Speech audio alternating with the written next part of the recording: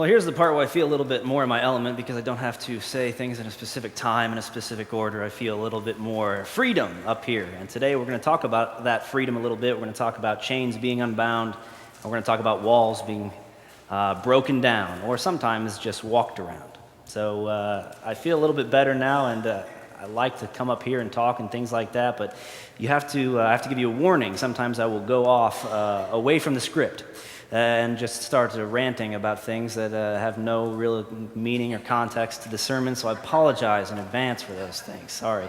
And if I do that, if I could just raise your hand and say, Doug, give me a little wave or something like that. Thank you, just like that in the back. Yeah, I was already doing it. This is not a good start. Okay. So I'd like to start like I do most things. I want to tell you a riddle. And if you know me, you know that I do like riddles. So here's my riddle, and I'm not going to give you enough time to solve it, so please don't try. The riddle is, you are trapped in a room with 4 walls.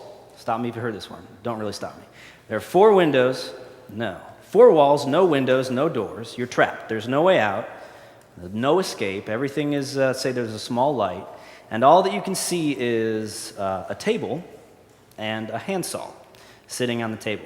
So how do you escape the room with no windows, no doors, and 4 walls when all you have is the table and a saw? Well, you could pick up a saw and try carving through the drywall. Well, that's probably not a good idea. There's no real way to escape other than the answer to the riddle, which is this. You take the saw, you cut the table in half, and then you have 2 halves. You put those 2 halves back together, 2 halves make a hole, and then you jump out the hole.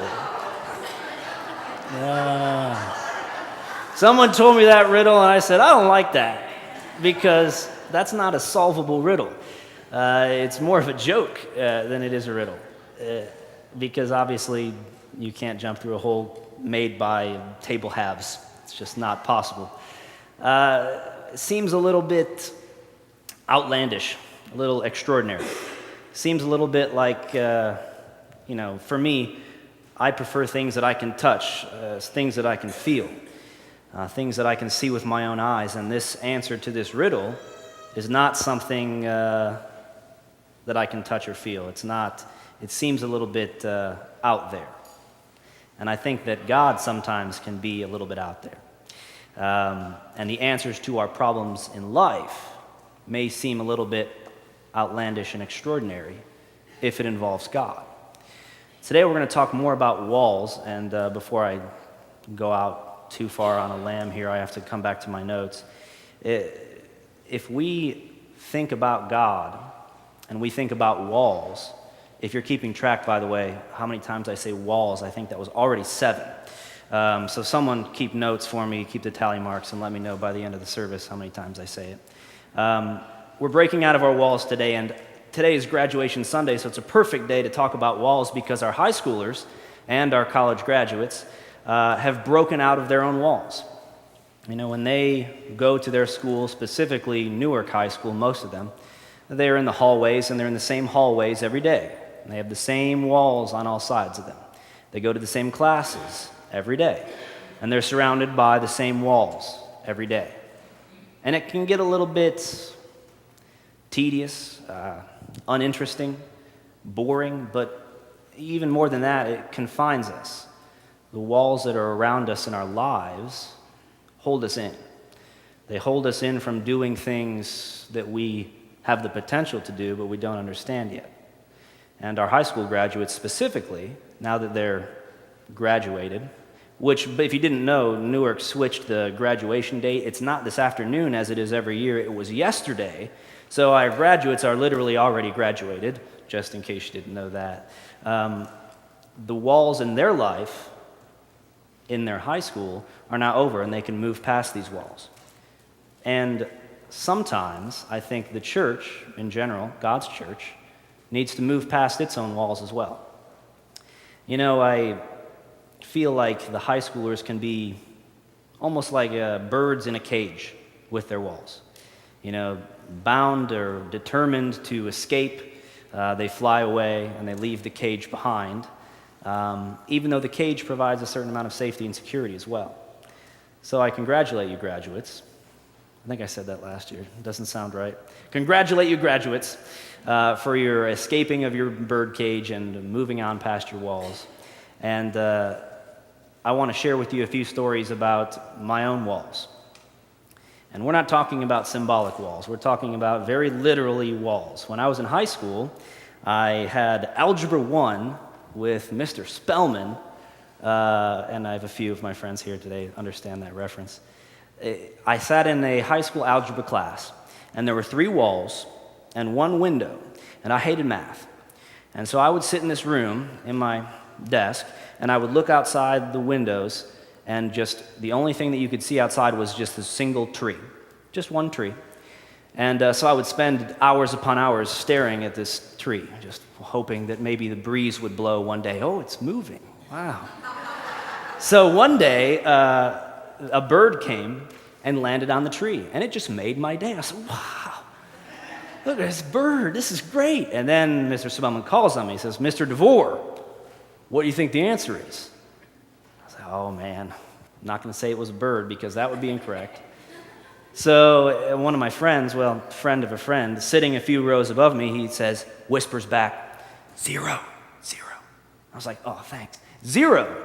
And everyone in class laughs because it was something like cosine or something. It wasn't even close to a number. So he had a good laugh making fun of me, and I appreciated that, you know. We have these memories of walls in our lives, and especially from high school. And you know what? I really don't like walls. And if you know that about me, I don't like to be confined to a specific space for too long. I like to be out there, to be free. Don't like having walls around me. And I'm standing up here. I feel like this area up here, this elevated area, which I did, well, Pastor helped me out with this, did a little research for me. This is called the chancel, hence the name chancel choir, and not an altar. I think that's a Catholic thing. This is just a table. But this area is called the chancel, and that comes from the word from lattice, I guess is what it's called, because they used to separate this upper area with lattice that would be right here and would separate the holy from the unholy. And so, I maybe belong on the other side. Well, so these 4 walls are up here on my chancel as well. So it's like I feel like maybe I should break out of these walls a little bit today. So I don't know. Hope my microphone still works and I'm mobile. Wow, this is liberating. I can just walk around these 4 walls. Hey, how you doing today? Good to see you. How are you? Good. Pastor, how am I doing so far?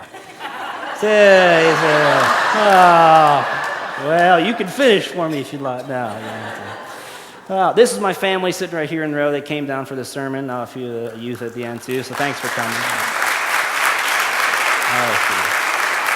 Front row. That's nice. Well, I won't spend the whole sermon wandering about, but I think I'll go back up here. I wanted to make a point. I don't like to be bound. And high schoolers, now that they're graduated, are not bound by their walls. And so today we talk about the church and how it is not going to be bound by walls, or how it could potentially be not bound by its own walls.